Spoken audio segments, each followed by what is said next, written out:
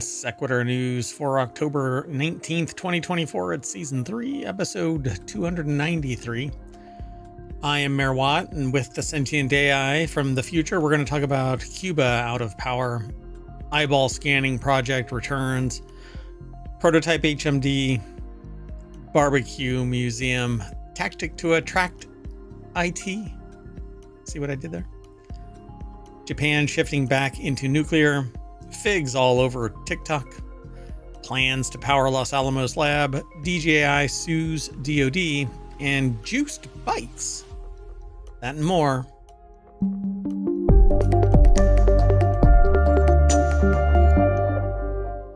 Hello, AI. Hello, Mayor Watt, and hello, hometown citizens. Oh, I just realized AI has taken co-host human jobs now. My God.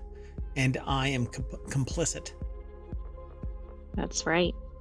This is the beginning of the end. It's like partnering up with Agatha Harkness.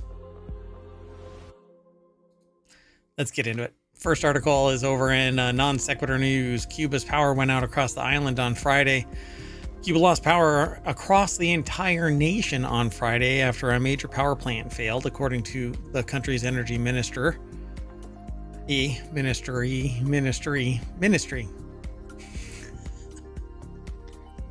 But maybe the minister with the ministry. That's true. Blackouts have been a recurring problem for Cuba's aging power grid. The New York Times reported, noting the country has lacked fuel to run the grid. And this is typed in GERD. And look, I understand the pain and suffering of GERD. Fully for weeks. Nah, not really weeks, but anyway. So, yeah. And I know of other places that have these load shedding processes that are in place that for whatever reason, 21st century, they've got power systems. Why not maintain them? Can't talk to me about money because usually there is some resource that is prevalent enough that the population should be getting money back. Like I talked about yesterday in, let's see, where was it? It wasn't yesterday. There is this, where is it? It's one second. I think it's Guyana. Guyana suddenly. Oh, it was. Yes. Yeah, and now they're handing out like $2,000 a month or something like that to people because they've got money now coming in because oil was discovered. But I'm pretty sure that there's enough resources in some country where, you know, these little fundamental aspects of life should be, you know, running without a glitch. Almost a guarantee. Exactly. Yeah. Well, and this was aggregated last night after the articles for yesterday, but they've actually been hit by a second power outage since then that hit today. Oh, wow. Okay. Yeah, I had heard about the first one, but I didn't know that it even came back is what I thought, that it just never even returned and they just fixed it. But then apparently they didn't. So the country faced a sudden energy crisis after its largest thermoelectric power plant went offline. Justine Colma over at TheVerge.com put the article together. It's originally sourced from New York Times, noting that the country has lacked fuel to run the GERD. It's twice now. Yeah, that's odd. I don't know. Maybe that's the problem with their grid, is they're trying to address the GERD and not the grid. Yeah, it's really rough. So its national electricity system was completely disconnected at 11 a.m. local time. The Energy Ministry posted on Twitter by around 4 p.m. The ministry reported that it was able to get micropower grid systems running in some areas, and restoration continued throughout the evening and on Friday night. But this is actually pretty typical of a ramped up deployment. There's better terms for this, but basically if a power plant goes out dark, it can't allow power to come back online full. Basically, because it probably overburden it or something. Yeah, and so it'll slowly ramp up its distribution and then come back online fully. But apparently it says here early Saturday morning, Cuban Energy Minister Vincent de la Oleve said that 2 thermoelectric plants were starting up, and there were 500 megawatts of power in the system already. However, according to a post made just before 7 a.m., CNN's Havana Bureau Chief Patrick Ottman said the island is now experiencing another nationwide power outage. Okay, so the article must have been updated after posting. Oh, no, this is probably an update. So I wouldn't suspect. Right, that's what I mean. Yeah. Because you said that it was aggregated yesterday, but... Yeah, it's date stamped yesterday night. Oh, right. Yeah, no, this is fine. So the night before, officials had asked residents to curb their electricity use and announced that schools and non-essential businesses would close. Of course, schools need to close because they're not essential. Kids can learn other ways. I mean, we've done it for millennia, right? Well, it's hard to do your math when you can't see your paper. Hey, as I've been told, you know what you don't need when you're doing your math? A computer or a tablet, because all you have to do is write on paper. So light some candles and risk setting the house on fire. Authorities said that they're working to get the Antonio Guterres power plant up and running again after it went offline Friday morning as the island went outage again. So what is actually going on here? Why isn't it actually running? Exactly. And why is it going out repeatedly? I mean, my guess is it wasn't really fixed when the second one hit, but this is countrywide. Yeah, they say that it's because of the difficulty of getting fuel. So, all right. Well, that's not a good sign. I mean, because that might occur again. It's going to occur again. Both countries face U.S. sanctions, falling fuel supplies, economic crises.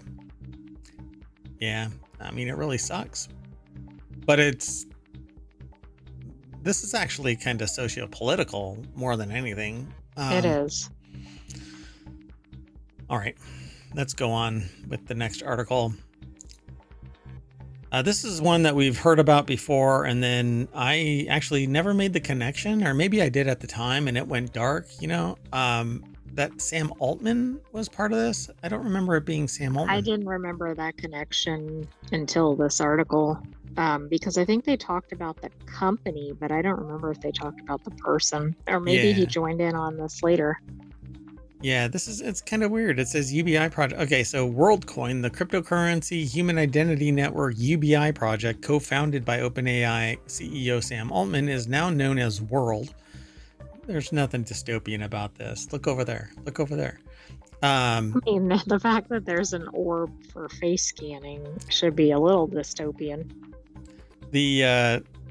The title for this is Sam Altman's eyeball scanning crypto project has a new orb and a new name. Sorry, there's something in my eye. Uh-oh, watch out. It might have to do with the orb. Yeah, I've said its name 3 times, and like Beetlejuice, it's going to appear. So Emma Roth over at TheVerge.com put the article together. WorldCoin is now just World, but nothing about this is getting any simpler.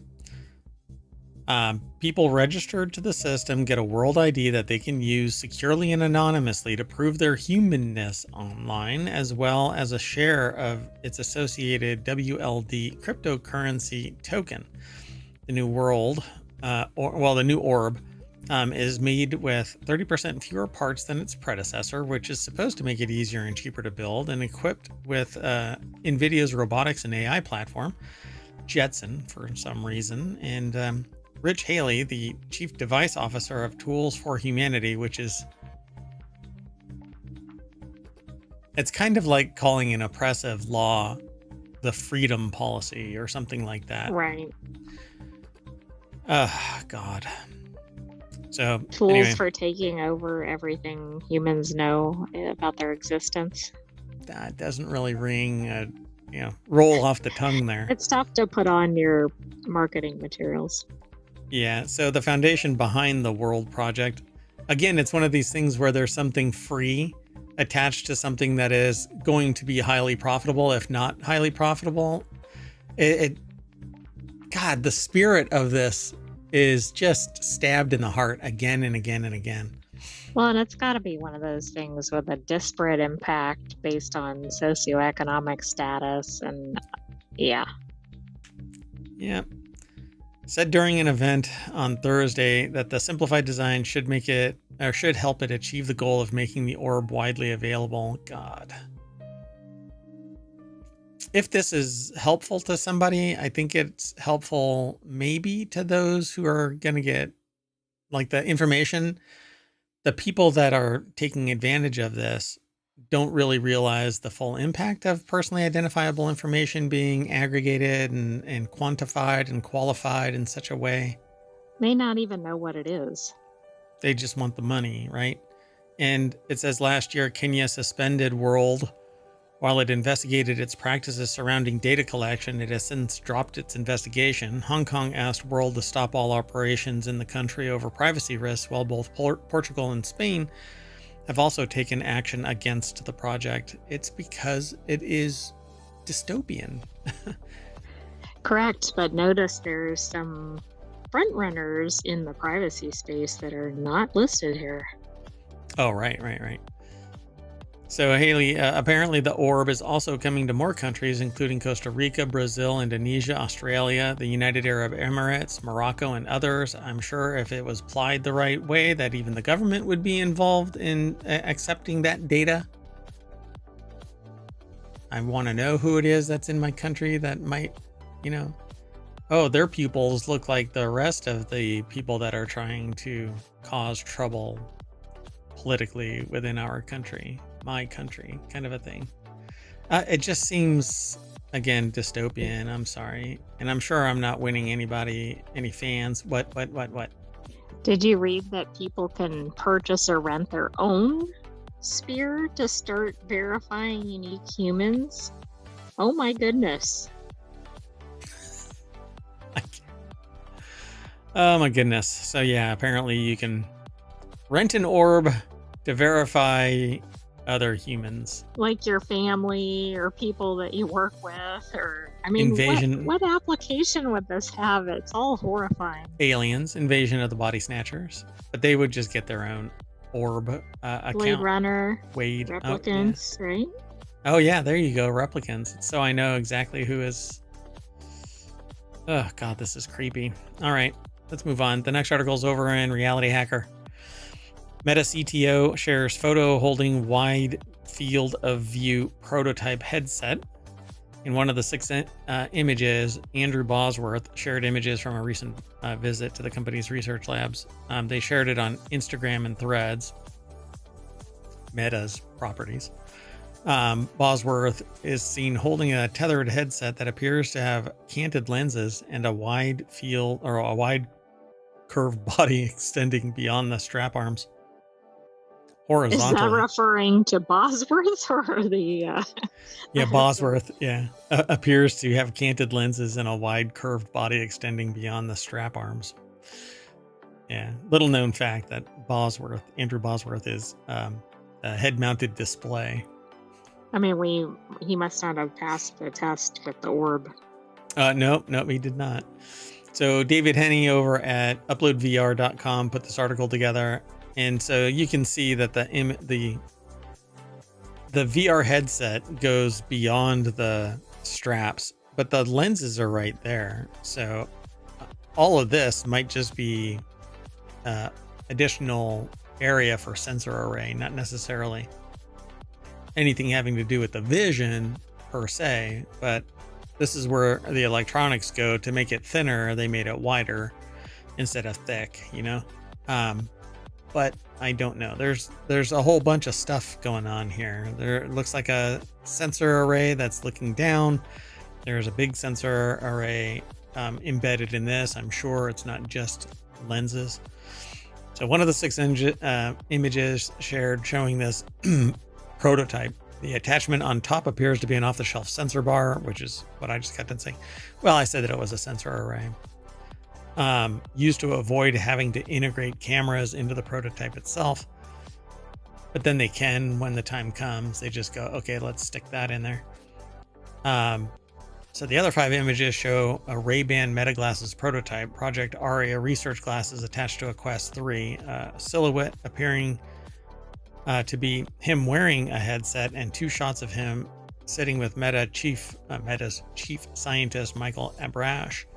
who leads Reality Labs research. So they actually post all of the articles there. Okay, that one's odd because it looks like he's got glasses on top of his display. Yeah, he's got Meta glasses on top of, or not Meta, the Ray-Ban glasses on top of his glasses. Right. Them maybe prototypes. So he can take this off and then put those on real quick and see if there's a comparison or something like that. It's interesting. I would love these glasses, these Ray-Ban glasses, if not for the fact that it's Meta. But it doesn't stop me from talking about Meta. I just don't like Meta and its ecosystem. So in recent years, Meta has presented and even demoed to us, I guess us being Upload VR, prototype headsets that introduce a new feature or push the specification to the extreme, such as retinal resolution, varifocal, ultra bright high dynamic range, and reproduction-free depth reprojection. Wow, reproduction. I thought it's like reproducing something that it sees. Reprojection-free depth correct pass through. That would make more sense than what this is. Yeah, because the way that it's saying is that you're looking straight on through. It's not that it's taking what is on the outside and projecting it inside. So you see it with its depth correct. Because what happens is the lens on the cameras for pass through change the angle, the focal length. So you go to reach for something and you knock over the glass instead of picking it up, you know? So they could have just said like depth correct pass through. Yeah. Not reprojection free. I guess you can have depth correction corrected by the pass through, but anyway, it's pretty neat, but honestly, I just don't like Meta. Anyway, let's keep going because they never stick to their word. Well, each time a company comes out with something like this, it improves competition. So I think that's a good thing. Yep, I agree. Let's keep moving. The next article is over on the Mobile Channel. The world's first BBQ Museum is coming to Kansas City, and I missed it. So opening next spring, the new venue will have exhibits and a barbecue bean themed ball pit where kids can actually, I guess get COVID and flus and other bacterial infections and right. I mean, I don't really think that's the point of the area. They're called Petri ball pits, right? Sarah Kuda over at Smithsonian Magazine or SmithsonianMag.com put the article together. And so, yeah, apparently there's going to be a barbecue museum of barbecue is slated to open in Kansas City, Missouri, a place that's famous for its thick, sweet, and spicy sauce and burnt ends. And I have to agree. I had several. And so, according to an announcement, and the announcement comes by way of who? Come on, show. Okay, well, it's not going to show me. Anyway, the new venue will be the world's first museum dedicated to barbecue. Although, I have to say, I know of one that existed way before this, but then I couldn't eat any more barbecue. I mean, I just can't eat it to the level that would fully represent a museum of barbecue because I love barbecue, and yeah, sometimes you just can't have it anymore. Visitors will be able to explore 2 distinct storytelling trails spanning 4,223 total square feet, according to the announcement. This is kind of like the Spy Museum in Washington, D.C. Yes, and the source was visitkc.com from that other link. Gotcha. Oh, it's in the Crown Center. Oh, okay. So next, they'll explore 4 main regions of American barbecue: the Carolinas and Texas and Memphis and Kansas City, and see what makes each unique. Barbecue is meant to be shared, says Bender. Jonathan Bender, who co-founded the museum, along with apparently Alex Pope, the chef who owns a whole animal butcher shop, which, all right.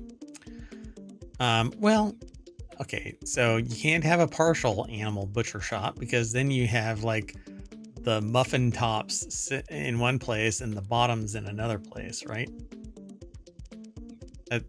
It's kind of like Seinfeld. That's right? true. Can't sell just the muffin tops. Anyway, we saw this as a natural fit, and for kids and adults to experience it together, apparently that... Oh, so this is actually kind of a composite place. It's from kctv5.com, and Kansas City Star, and Startland News, all talking about this. So it's neat. Yeah, I kind of like this. Before it opens in the spring of 2025, visitors can look at a miniature replica of the new museum. Is that how big the bottle's going to be? Are these going to be giant sausages hanging up there? I mean, we these don't have to know. be 8 feet tall. All right. The museum is slated to open in the spring of 2025 in the city's Crown Center Shopping and Entertainment District. It will be near the World War I Museum and Memorial and the Sea Life Kansas City Aquarium and the Legoland Discovery Center, among other attractions. Huh. By the way, it has more than 100 barbecue restaurants, Kansas City, and tried to hit several of them, but they're in disparate locations and not always the easiest to get to if you have to Uber everywhere. And there's like surge pricing and stuff like that if you want to. Probably if you're trying to get to a barbecue restaurant. Yeah, really. They're like, oh, they're going to dinner. They must have excess cash. Let's ply them for a little bit more. So plus the World Series of Barbecue Competition is there, and the Barbecue Hall of Fame is there, which I think would be like a museum, but apparently that's different. The Midwest city can trace its barbecue roots back to the early 1900s when a black chef named Henry Perry arrived from Memphis and began cooking meat in a brick-lined pit in the ground. Perry called himself the Barbecue King, per the Kansas City Star's Michael Wells. All right. Yeah. If you get a chance to go to Kansas City. That's interesting because I thought Memphis was a style of barbecue, so yeah, it is. I wonder if this is closely related to Memphis style. Yeah. Let's see. Where do they they break out the four? Where did they put it? Carolina's in Texas and Memphis and Kansas City. Interesting. Yep. Cool. All right, let's keep going. The next article is over in Non-Sequitur News. One chip company's newest tactic to attract workers is to help pay off their student loan debt. Because, it's beneficial and all, but wow, kind of dystopian that there is student loan debt that needs to be paid off by a company, and all you have to do is agree to servitude. Exactly. What's the contract catch, in return? Right? So, there's a person that's talked about in this, and they graduated with $20,000 in student loan debt that they hope to pay off by 2032. Yikes. Jacob Zinkula over at businessinsider.com put the article together. The deck statement has 3 takeaways. Chipmaker Global Foundries began offering student loan debt relief to eligible employees this summer. The benefit is aimed at helping the company attract and retain workers, and this comes as firms across the semiconductor industry are concerned about workforce challenges. It seems like every sector has workforce challenges when it comes to high tech. So maybe there's opportunities, but you might have to travel somewhere else to take advantage of those opportunities from, your hometown where you have your entire existence. Maybe you can just pack up and go somewhere else for $20,000. So if you want all of the articles today, type in !NSN in the chat and you'll pull it up from Omatron.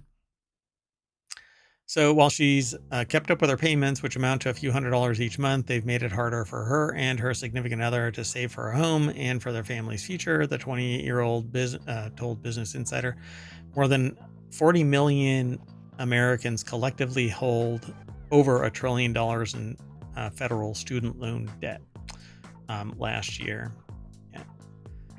And Go ahead. Yeah, I mean, that's it's something that's well known. The price of education has gone way up. Yeah, because they're Then guaranteed. there's difficulties getting into the workforce without experience, et cetera. We've talked about that in separate articles. Yeah. And I think that it's kind of, again, I think that it's sociopathic to not suggest that student loan debt relief would be beneficial to society, mainly for two reasons. There is a cohort of people that sit there and say, hell no, I paid for mine. You should pay for yours. Right. And then there's the other side that says, why should my taxpayer dollars go to these private people to benefit them? And to that, I say, in both of those, I say, well, thanks for paying. And yeah, I agree. You paid, and they're going to get paid for too, one way or the other. And to the people that sit there and say, why should my taxpayer dollars go to private individuals? Your taxpayer dollars have done that time and time again, paying off corporations that exceeded their risk. And if you sit there and go, well, now is not the time and here is not the place, it's sociopathic. Why not relieve these people who are typically highly educated and very capable, but burdened by debt, so that they can't actually make life choices that would benefit the rest of society because they're too busy paying the damn bills. They can't go and say, hey, I want to do research for X company or for X institution. They're forced to take whatever job they can to make these payments. Well, right. And these people are going to contribute to society. And the other thing is that it completely ignores the economic realities. It's one thing when you spend a tiny percentage of your income or prospective income on an education. It's another when you're going into debt for decades, also with the rising costs on everything else, et cetera. But yeah. Look around. I mean, people sit there and go, oh, well, the inflation, or not inflation, it's only our, the economy has grown by 3% or whatever it is, but it's all fabrication. We would have more money saved up if greedy bastards wouldn't keep increasing the cost of fundamental goods at the source of these goods. Like, and don't tell me it's because, well, a lot of people started buying the product because there was excess money. There's no such thing. I understand the economics of this, right? A lot of money chasing too few goods allows somebody to increase the cost of the good, basically to acquire more of that money. But if you're making a profit and you're producing the good, why do you have to raise the rate?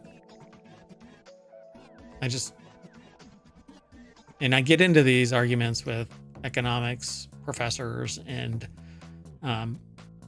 though not just in academia, but outside of academia.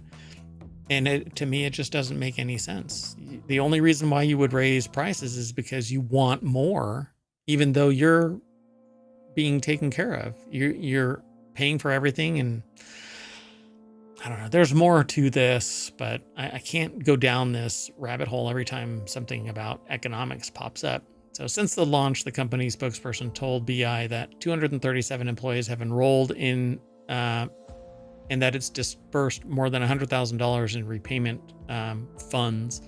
The relief program is helping repay student loans for degrees ranging from associates to doctorates at more than 80 U.S. colleges and universities. Morgan now expects to fully pay off her remaining $16,000 student debt by 2028, 4 years earlier than planned. So, I mean, I think this is really good. They're investing in their people. This is a really good recruiting perk for retention perk. So does it say that they have to stay with the company for X amount? I don't remember seeing that. I don't think it shows in the article, but there probably is. And if they leave early, they probably have to repay some of it. Right. But that might be worth it. Yeah. There's much more in this. They talk about hiring challenges that have forced the company to get creative. In February, $1.5 billion of the CHIPS Act funding was allocated to global foundries. to expand production at the company's Malta, New York chip factory and build a new factory. Pardon me one second. I'm so sorry. Additionally, the Biden administration promised another $1.6 billion in federal loans, and this is expected to triple GlobalFoundries production capacity in New York over 10 years and create roughly 1,500 manufacturing jobs. However, filling roles like these can be challenging. I think it's Raymond, said GlobalFoundries has faced the same hiring challenges that are impacting the broader U.S. semiconductor industry, which sometimes leads to longer recruitment periods for certain roles. But it depends on what they're actually doing there. Raw manufacturing, chip placing, and stuff like that. It's all automated. You just have to know how to run the machines. This kind of thing happens in healthcare too, where there's a struggle to get people in healthcare, but the people that are doing the frontline stuff aren't necessarily skilled in the research side of it. They know how to use the equipment. So certain things aren't allowed to gain access to because the machine outputs X, Y, and Z. So there's like strata. There's more strata than ever in the healthcare field. And that's what's happening with the chip market too. So not everybody is doing, clean room level work. Not everybody is doing fundamental research because that's happening in colleges, universities. True, but it is to society's benefit if there are enough chips to go around. Yep, for sure. So continue receiving the benefit. An employee must make their minimum student debt payment, have a loan in good standing, and remain employed by GlobalFoundries. So as long as they remain, so it drips out. It's not. Oh, I see. Okay. Mm-hmm. Yeah. The company expects to be an ongoing benefit offered to employees. So yeah, they just like they supplement whatever the individual's payment or something. Yeah. Cool. Well, good on them. All right, let's keep going. The next article is over at Technology Today. Japan shifting back to nuclear to ditch coal and power AI. Glinting in the sun by the world's biggest, biggest nuclear power plant. The Sea of Japan is calm now, but the huge facility gears up to restart. Kashiwazaki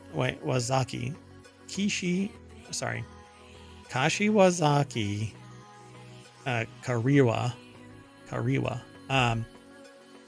has a new tsunami wall just in case. So Simon Sturdy over at techexplore.com put this article together. And frankly, I agree with this. I think that it should move back to nuclear. And we're talking, but learn the lessons of what went down. Yeah, I think there's kind of a fear factor, especially because of the location, but that doesn't mean we should never use it again. Yeah. G7's dirtiest energy mix, it says. Japan pulled the plug on nuclear power after the 2011 Fukushima disaster, but with the G7's dirtiest energy mix, it's seeking to cut emissions, and atomic energy is making a steady comeback, in part because of AI. Not sure why AI, but at the 400 hectare or 1,000 acre KK plant, as it's called.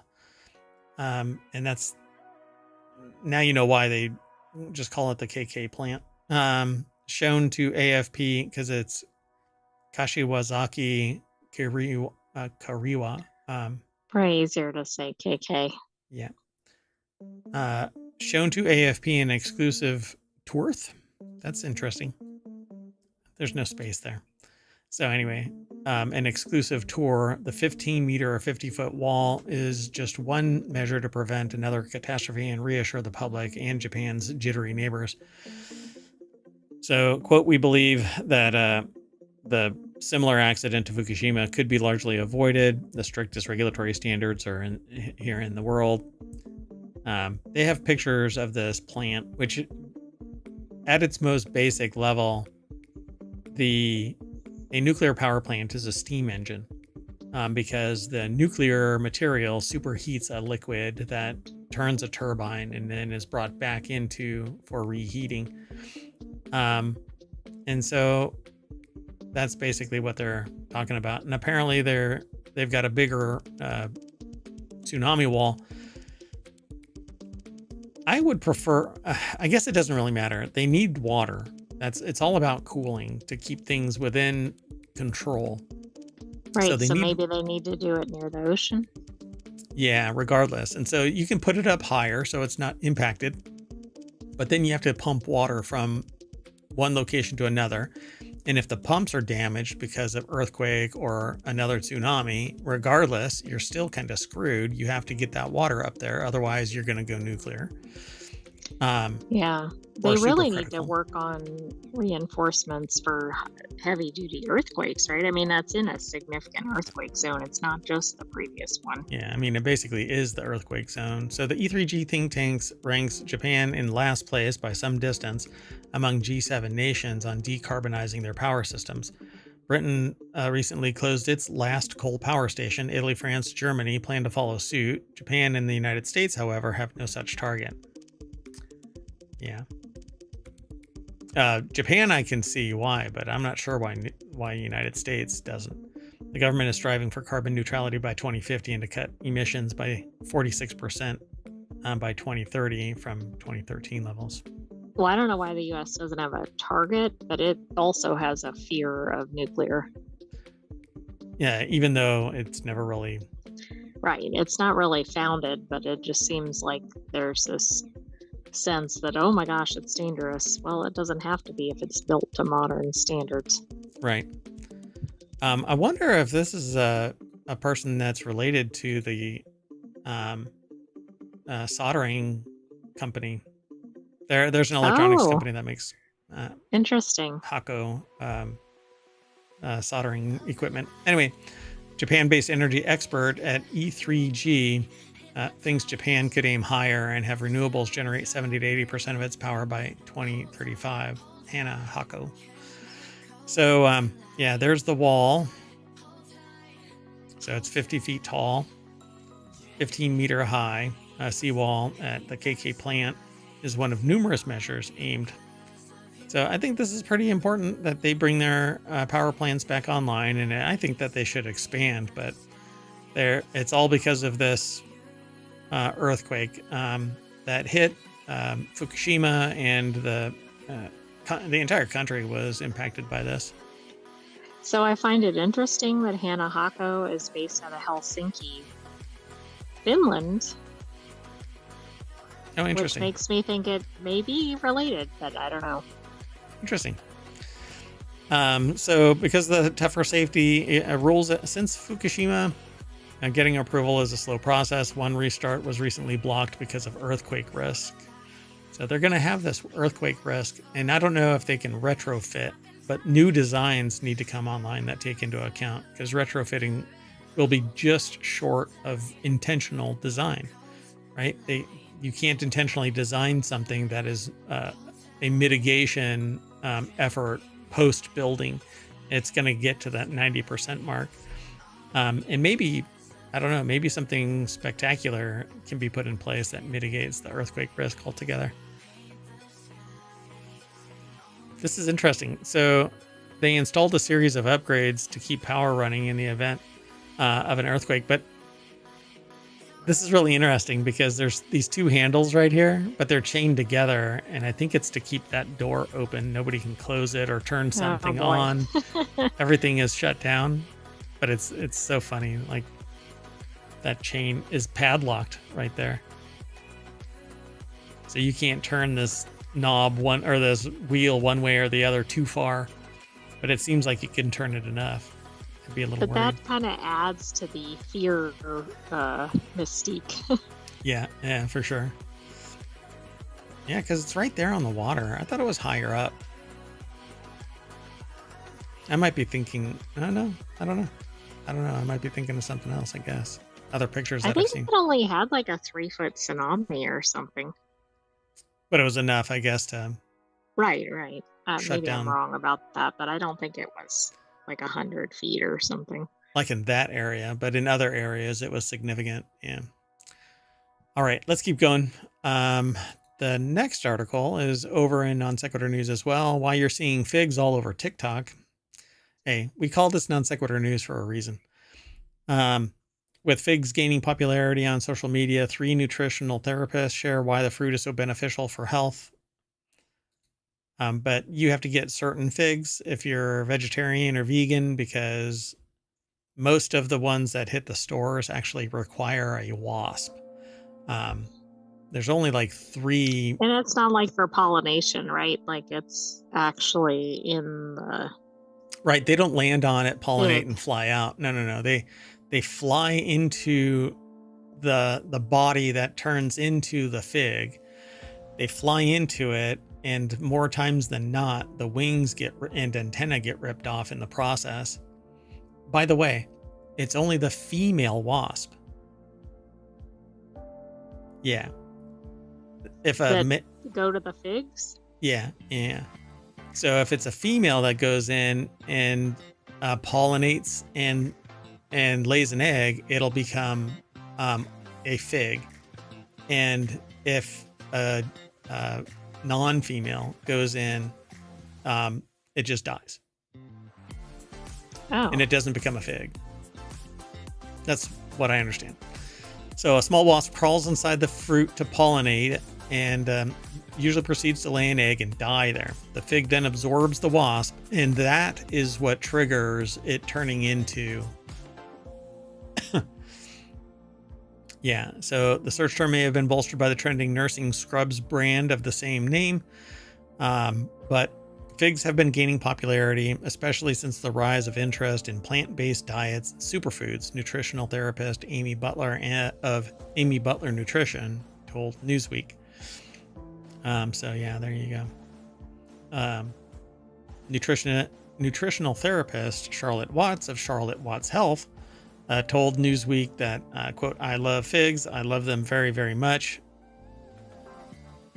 Should probably run for the Supreme Court." The head of the. Well, I was just thinking like the head of the fig council or something. I love figs. I have seen them becoming more prevalent. I don't know if that's popular. I've seen more fresh figs around. No, I think that might be your internal bias there, but that's okay. Nutritional. We just disconnected, and I'm not recording. Okay, so will we do a part 1 and part 2? No. We're back. So I don't know if this is going to maintain its internal consistency, but I wasn't recording a backup because we've been so reliable. But perfect. Anyway, that'll show you. Yeah, that always have backups. Always be backing up.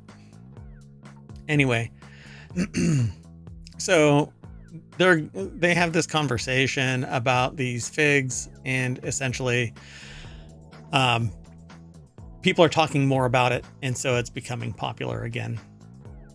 Watts said that figs, along with prunes, were traditional constipation remedies because the soluble fiber could get the bowels moving. How about that? If you were gone when we started this segment, and then our disconnection came, and you came to the show right when we came back online, screaming from the show. the first thing you see and hear is the phrase, "It really gets your bowels moving." Anyway, okay, I'm not going to spend a lot of time on this, but yeah, it's basically being hyped up on TikTok because wellness advocates are promoting it and people are buying into it. And like anything popular, this fad too will fade, but some people will be attracted to it, much like a wasp to the fruit. And oh god, that actually has a darker side. Anyway, let's move on.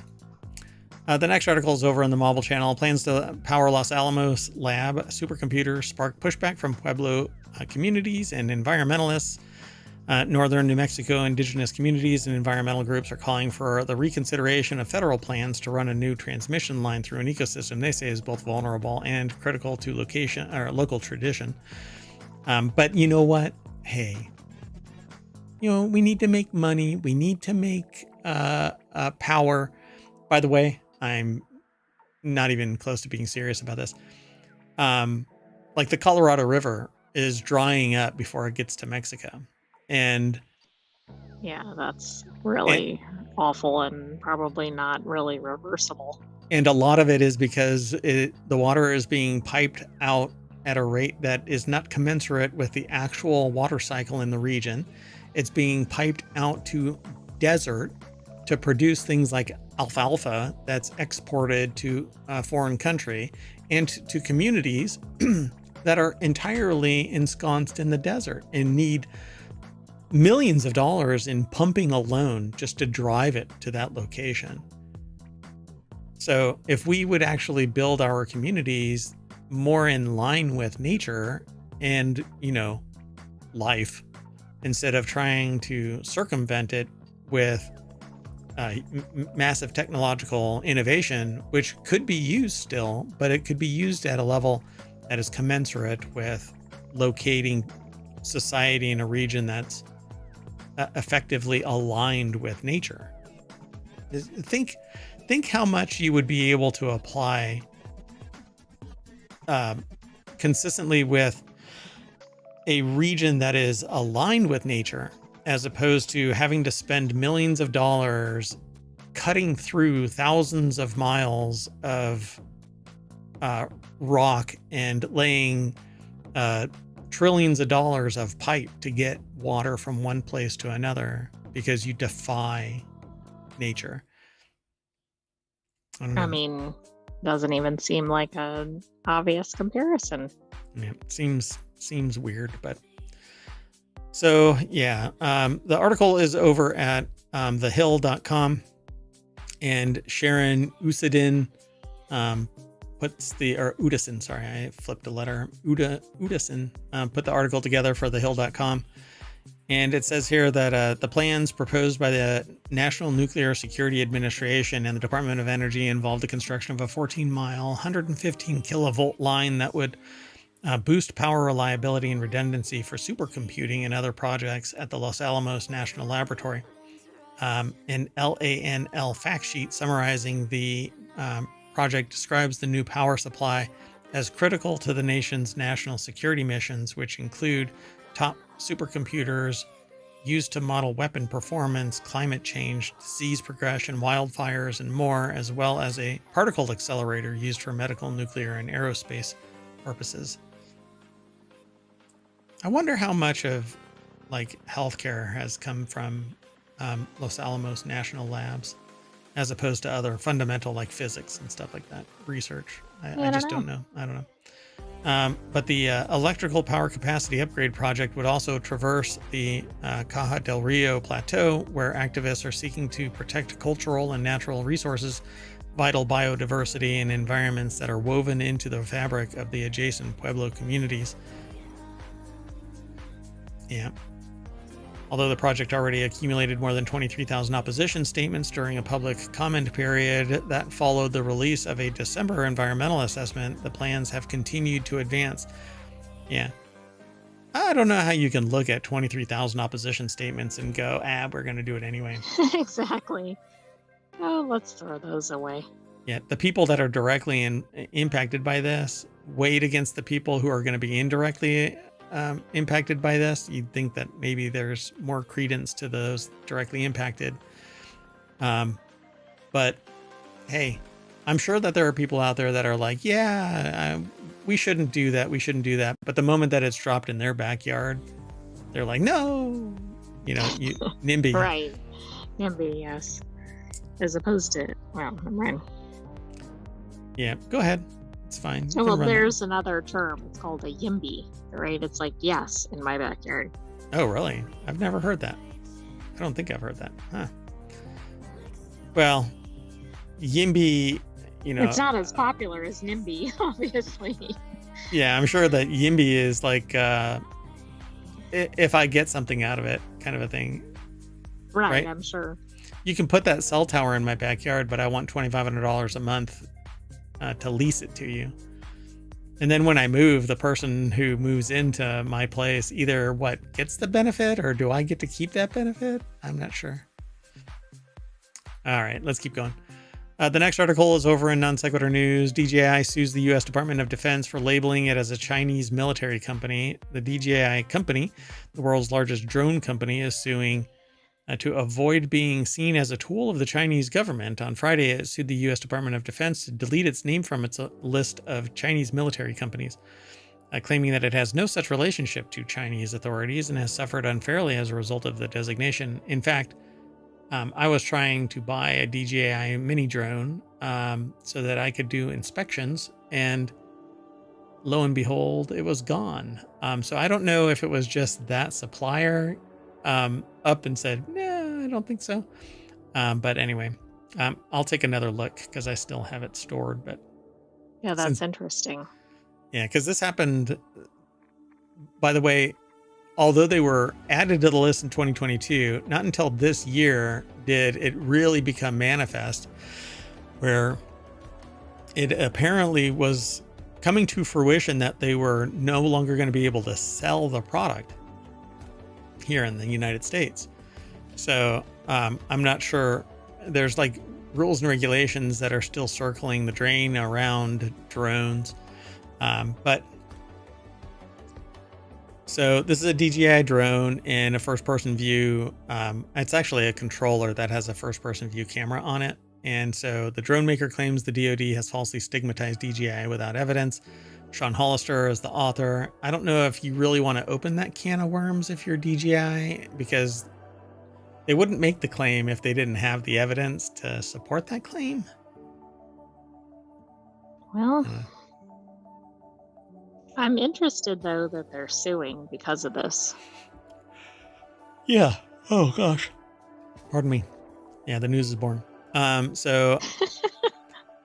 So it also alleges that DOD would not offer the company any explanation for its designation as a Chinese military company until DJI threatened a lawsuit, and the claims that when the DOD finally did offered up reasoning, it was filled with errors. So, yeah. Oh, there you go. So they've got basically the lawsuit. Somebody posted it, DJI v. DOD complaint, distributed by Vox.com, actually. So it's a 56-page complaint. We won't read it all. And there's a little rundown of stuff. The Department of Commerce added DJI to its entities list, banning U.S. companies from exporting technology to DJI after it enabled wide-scale human rights abuses within China through abusive genetic collection and analysis or high technology surveillance, which, hell, we use that here. That we just talked about something called World that scans. Right, exactly. Seems kind of along the same lines. And why is there a suit in 2024? Apparently, there was action as early as 2017. Yeah, because it's been slow creeping. Yeah. Because DJI, I think, was acquired by a Chinese company. I don't think that it started out as that, but I could be wrong, though. In its defense, DJI repeatedly claimed that it isn't owned or controlled by the Chinese government, that it's had nothing to do with treatment of Uyghurs in Xinjiang, that it's simply selling drones that may be used for various purposes that are out of its control afterwards, that many of those purposes have helped entities, including first responders in the United States, and the independent audits by consulting firms and U.S. government agencies, including the DoD, have found no security threats. So there you go, folks. Take that. Let's move on. The next article, and the last one for today, is in Reality Hacker. Juiced bikes sold at auction for $1.2 million. Juiced Bikes, the San Diego-based maker of e-bikes, has been sold on an auction site for $1.2 million. And Nick Goat, go ahead. Well, I mean, this is a little bit unusual, isn't it? It's over at digitaltrends.com. I don't know. $1.2 million is actually kind of a small business in the grand scheme of things. And so $1.2 million to essentially buy the entire business. But I guess, how many companies are sold on auction? Maybe it happens frequently, I don't know. But it seems like a lot of times there's like an offer or something. On auction, correct. Yeah. I don't know about auctions. Businesses don't normally get sold at auction. Portions of them, IP might, technology might, but the business itself. Digital Trends recently reported how the company was showing signs of being on the brink of bankruptcy. The company and its executive had remained silent while the customers' inquiries went unanswered, and its website showed all products were out of stock. In addition, there were numerous reports of layoffs at the company, yet the most convincing sign was that the company's assets appeared as listed for sale on an auction website used by companies that go out of business. So, boom. They're more along the lines of they're going out of business. This auction is going to be used to close the books on juiced bikes. And I'm sure that somebody is going to take this product and rebrand them, and they're going to show up somewhere. Right. But it's interesting. Last year, Digital Trends named the Juiced Bikes Scorpion X2 as the best moped-style e-bike for 2023, citing its versatility, rich feature set, and performance. But they just didn't catch on. By the way, this was sourced by Nick Goat over at digitaltrends.com. So they're basically, showing that they called it like the best bike, but they can't change the process that this company was going through. The company had, go ahead. Well, I was going to say, I went over to the auction site, Sold Tiger, and the top item is actually attached to Juiced Bike. It's a cargo van with their logo on it.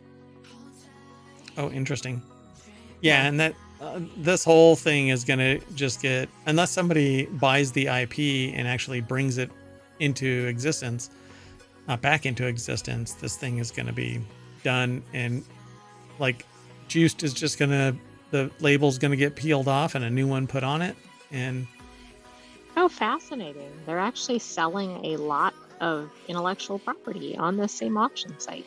Oh, really? How much is that? Hold on.